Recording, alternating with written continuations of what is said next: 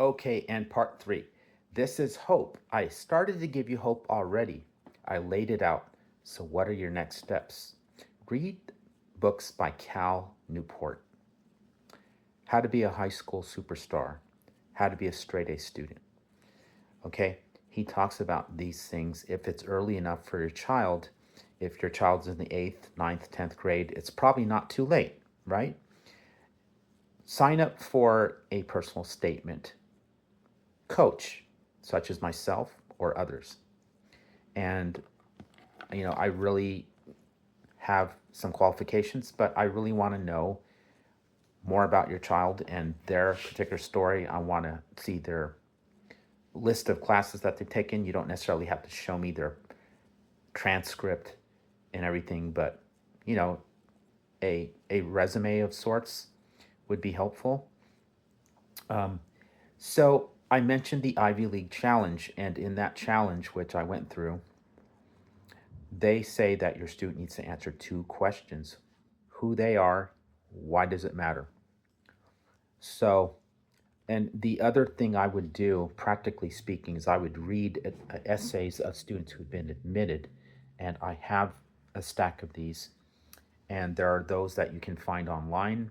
It's really hard to find. Sometimes you have to sign up for a coaching service, or at times they're offered for free by various practitioners out there. And these are supposedly, and I believe it's true, actual essays of students who have been admitted to top tier universities. Okay, so to review, there are many myths surrounding college admissions, and I can see it a mile away when I hear or I read parents post on Facebook asking, "Hey, um, Facebook, my child is going to um, engineering or medicine, and should they take this internship to look good on their college application, or should they be involved in that sort of activity?" And I think that's a wrong question. It's more about knowing your child at that point and really supporting them in what they feel most passionate about. What angers your student? You talk about a shortcut to really getting to your child's passions. What angers them? Try to connect that somehow with a need in the world that they can serve, they can fill. And they will change as a result. They will become a leader.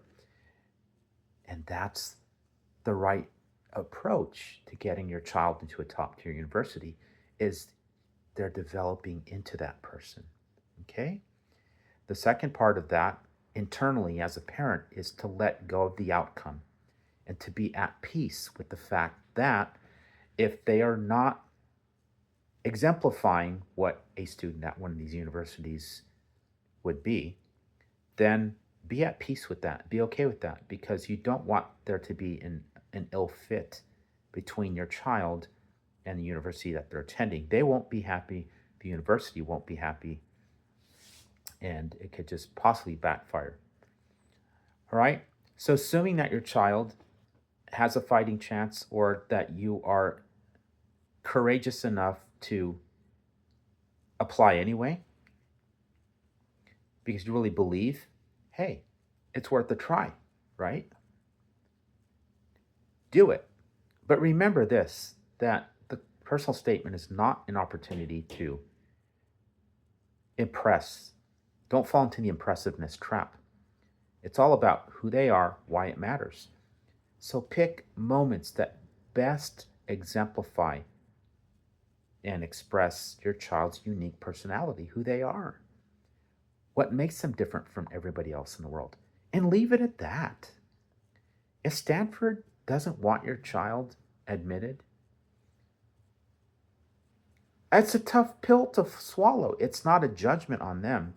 It just means that they're at a different level, right? You're talking about a top tier university where only 1 or 2% get in. So don't lose heart. It doesn't mean your child is not worth it. So that's the other part of hope and reality combined, is to be sensible about this whole matter.